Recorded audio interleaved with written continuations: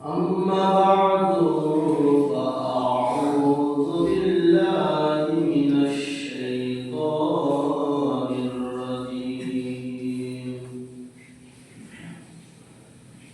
ببركة بسم الله الرحمن الرحيم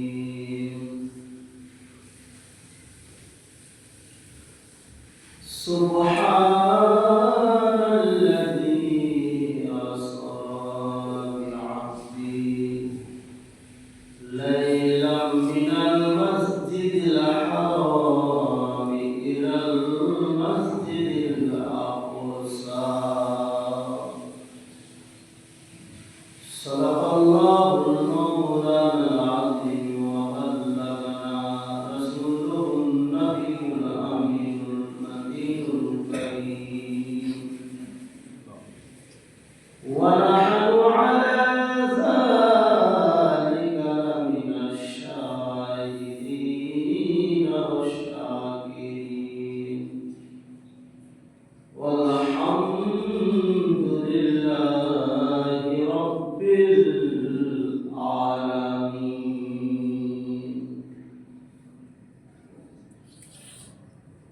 শ্রদ্ধেয় সম্মানিত দিনদার ইমানদার মুসলমান হযরত আল্লাহ সুবহানাহু ওয়া তাআলার লক্ষ কোটি কোটি হামদ ও প্রশংসা যে আল্লাহ তাআলার দয়াতে আজকে আমরা সুস্থ শরীরে সালাতে জুমা আদায় করতে আসতে পেরেছি, মসজিদে এলাম। তাই সকলের মুহাব্বতে বলুন আলহামদুলিল্লাহ। কারণ ওয়ামা তাওফীকি ইল্লা বিল্লাহ, আল্লাহর ক্ষমতা না হলে আমাদের নিজস্ব কোনো ক্ষমতা নাই। আপনি ভাবিয়েন না যে আমি কালকে গ্যারান্টি পেয়েছি। সকাল রাতে ঘুমাবেন, ঘুম ভাঙলে হবে সকাল, নাহলে এই পরকালে চলে যাবে, ইহকালে থাকবে। তবুও মানুষ আমরা নিজের গর্বে, নিজের অহংকারে, নিজের তালে আছি, পরিবর্তন নাই, চিন্তা ভাবনা নাই যে আমাকে পরকালে যেতে হবে, ঘুম না ভাঙলে পরকালে ঘুম ভাঙবে। তো সেখানে আমার অবস্থাটা কি হবে? হামদু সালাম পরে পরে দরুদ সালাম বর্ষিত হোক নবী কুলের শিরোমণি তাজদারে আম্বিয়া হাতেকাল ওসিলা আবিদের উদ্ধারকারী পেশার সাহারা আমিনার দুলারা আহমদে মুস্তাফা সাইয়্যিদনা মুহাম্মদুর রাসূলুল্লাহ সাল্লাল্লাহু আলাইহি ওয়াসাল্লাম প্রতি শত কোটি কোটি দরুদ সালাম বর্ষিত হোক, বর্ষিত হোক। মহব্বত আল্লাহ। এটা হচ্ছে আরবি মাস রজব মাস, রজবুল মুরাজ্জব। এরপরে শাবান মাস, তারপরে আপনার রমজানুল মুবারক। তো এই রজব মাসে একটা অলৌকিক ঘটনা ঘটেছে, যার সাক্ষী দেয় কোরআন মাজিদ। অলৌকিক ঘটনা সাক্ষী কে দিচ্ছে? আল কোরআন দিচ্ছে। অলৌকিক ঘটনা কি? অলৌকিক ঘটনা তাকে বলে যেটা ব্রেনে কবুল করে না।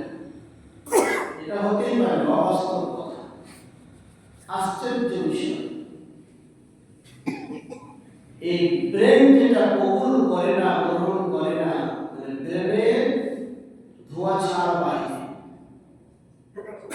আমার আপনার চিন্তা ভাবনার বাইরে এরকম একটা ঘটনাকে অলৌকিক ঘটনা করে।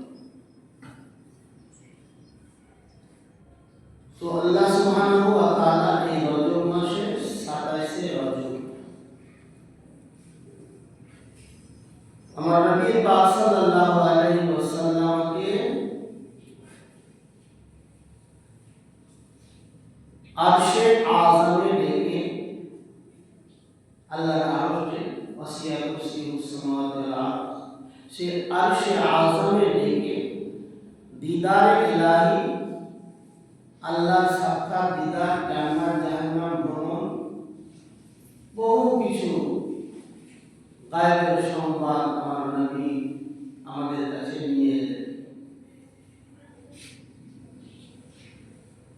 এটা কেমন করে সম্ভব হলো? আগে বললাম যে ব্রেন কবুল করবে না, কিন্তু পবিত্র কোরআনুল মাজিদের মধ্যে 15 পারা করে ওখানে রয়েছে সুবহানাল্লাযী আসরা বিআবদিহি লাইলাম মিনাল মাসজিদিল হারাম ইলাল মাসজিদিল আকসা।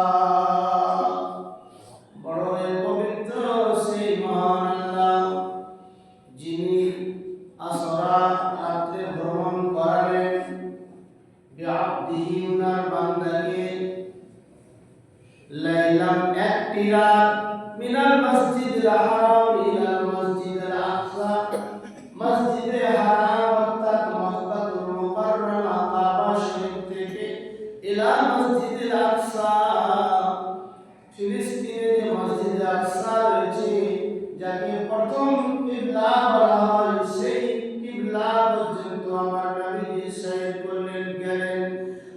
আর সেখান থেকে আবার আমার দয়ার নবী সাল্লাল্লাহু আলাইহি ওয়াসাল্লাম রাতের পৃষ্ঠে 7 আসমান পার করে সিদরাতুল মুনতাহা বর্ডার অতিক্রম করে নবী আমার আরশে আযমে গেলেন। আর কি আল্লাহর সঙ্গে সমস্ত কথাবার্তা আলোচনা দেখা সাক্ষাৎ দিদার হলো। আবার নবী আমার সেই রাত্রিতে ঘুরে এলেন।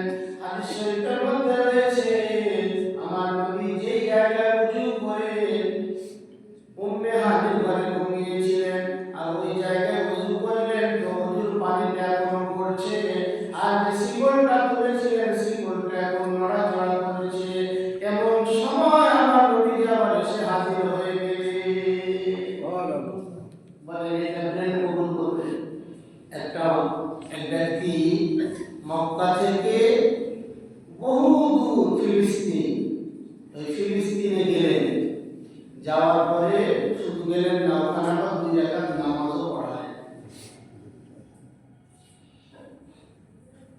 হাদিস শরীফের মধ্যে রয়েছে আমার নবী পাক সাল্লাল্লাহু তাআলা আলাইহি ওয়াসাল্লাম ফিলিস্তিনে গেলেন।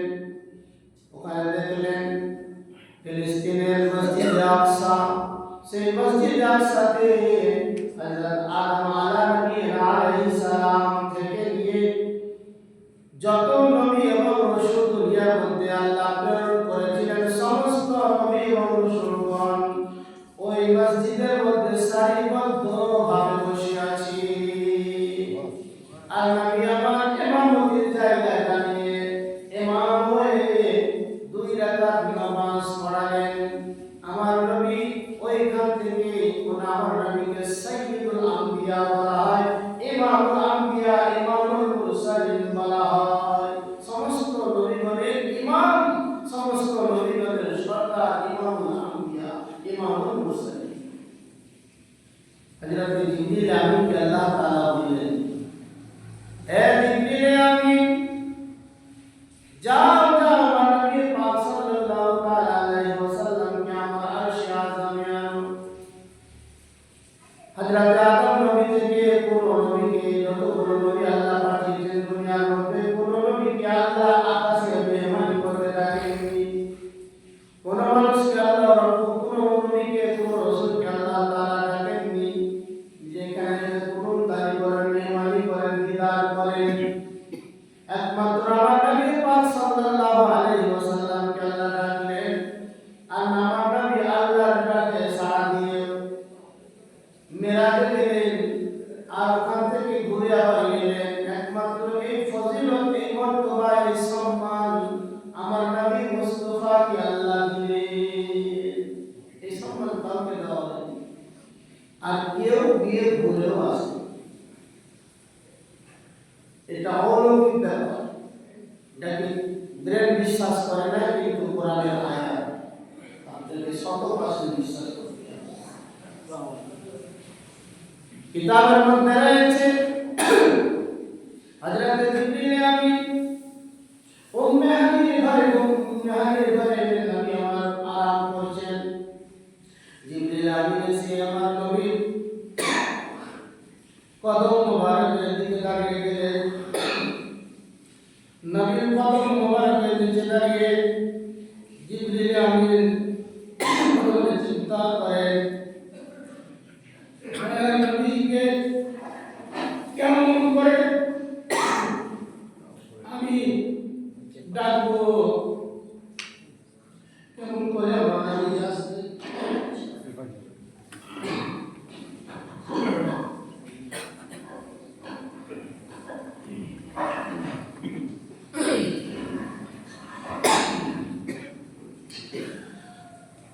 আগামী আম্বিয়া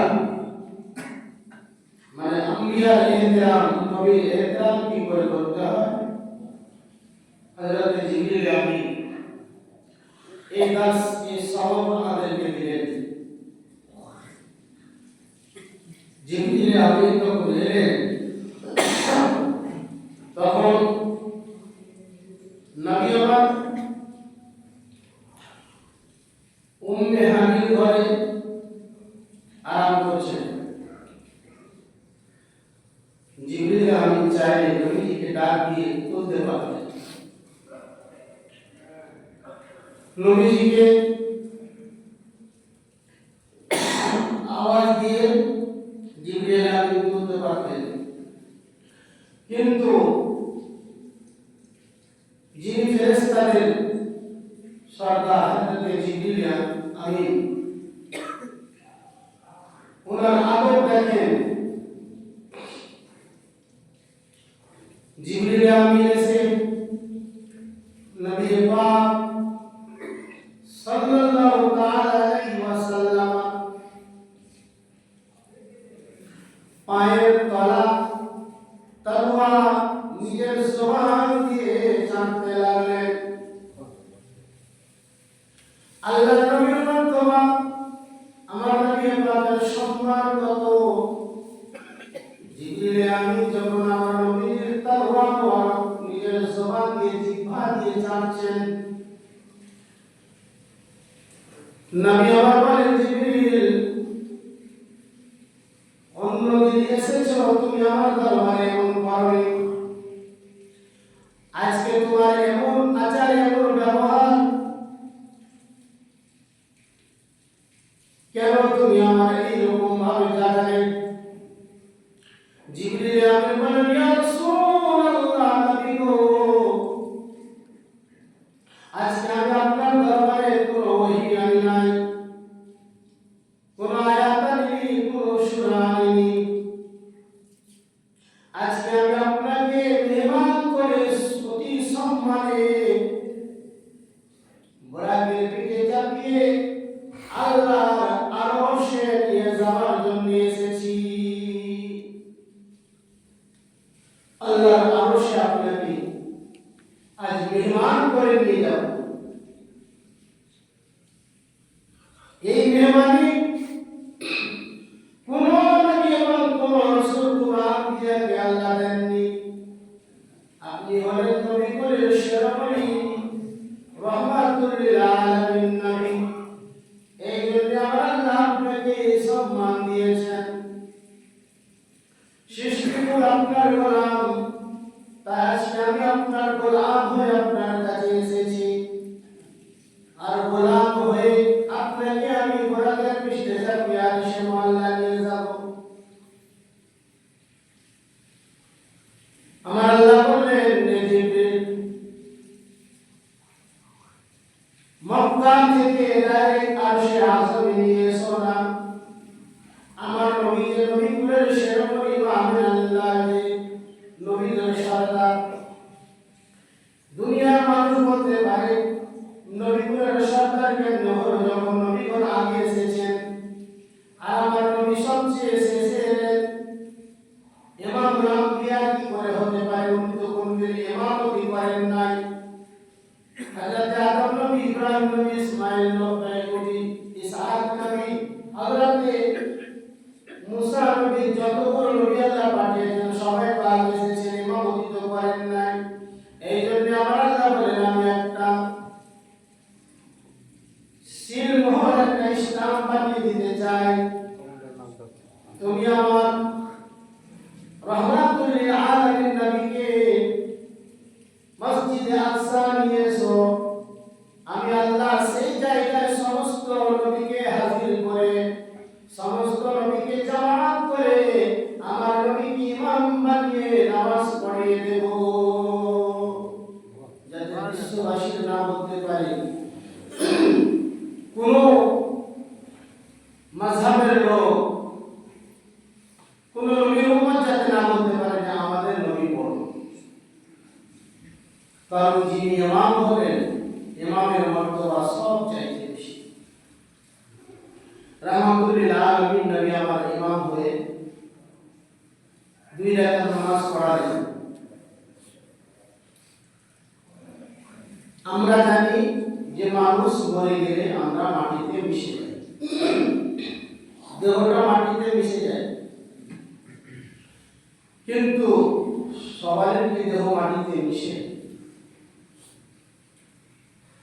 ইন্নাল্লাহ তাআলা হারামা আলাল আরদি আন তাকুলাল আজসাদাল আমবিয়া ফানাবিউল্লাহ হাইয়ুন। আল্লাহ তাআলা মাটিকে আদেশ দিয়েছেন নবীগণের জিসিমকে খাওয়া যাবে না, নবীগণের শরীরকে খাওয়া যাবে না। ফানাবিউল্লাহ হাইয়ুন নবীগণ সশরীরে কবরে তারা জীবিত। এর প্রমাণ পেয়ে গেলেন আপনি যে আদম নবী থেকে নিয়ে সমস্ত নবীগণ মসজিদে আকসাতে হাজির হয়েছিলেন, আল্লাহ হাজির করলেন।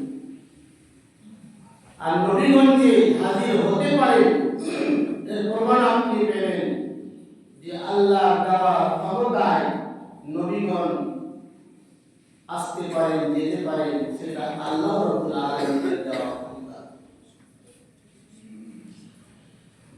বোরাকের পিঠে চেপে গেলেন, বোরাক কত দ্রুতগামী,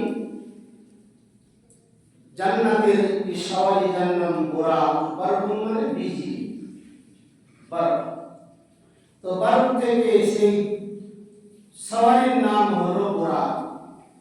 বিজলি কত গতিতে আসে, আসমানে দেখবেন লাইট হলো জমিনে পড়লো পুড়িয়ে ছাই হয়ে গেল, কত টাইম লাগে? 1 পল, চোখের পলক।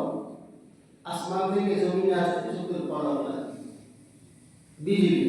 তো বিজলির চাইতে অতি দ্রুত অতি স্পিডে যে সওয়ারি নাম, সেই সওয়ারিটার নাম হলো বোরাক। বোরাক হলো অতি দ্রুত গামী একটি সওয়ারি, জান্নাতের সওয়ারি, দুনিয়ায় দেখতে পাওয়া যায়। তো দুনিয়ায় একটি সওয়ারি নাম হযরত জিবরিল আমিন আমার নবী পাক সাল্লাল্লাহু তাআলা আলাইহি ওয়াসাল্লামকে সেই জায়গায় নিয়ে গেলেন।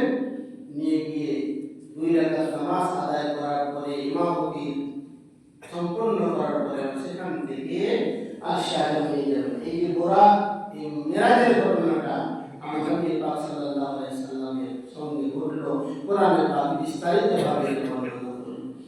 যাই হোক, খুব লম্বা ওয়াকিয়া মিরাজের বর্ণনা করা শেষ করা সম্ভব নয়, তাই আগামী সোমবার দিবাগত রাত হচ্ছে 27 রজব, রজবের মাস, মিরাজের রাত।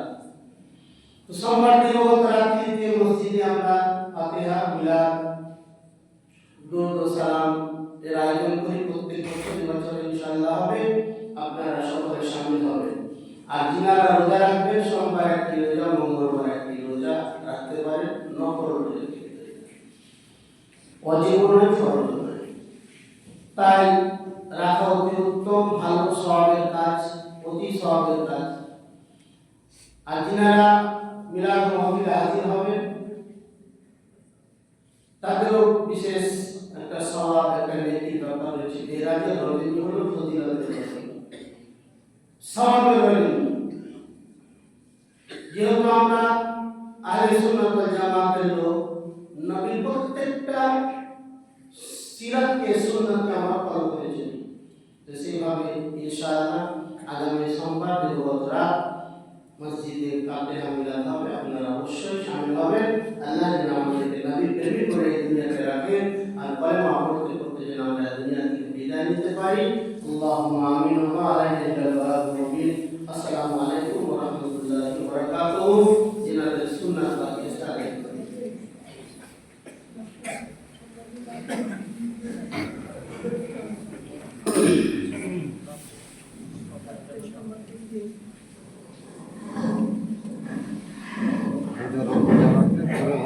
সোমবার করে রবিবার রাত থাকবে।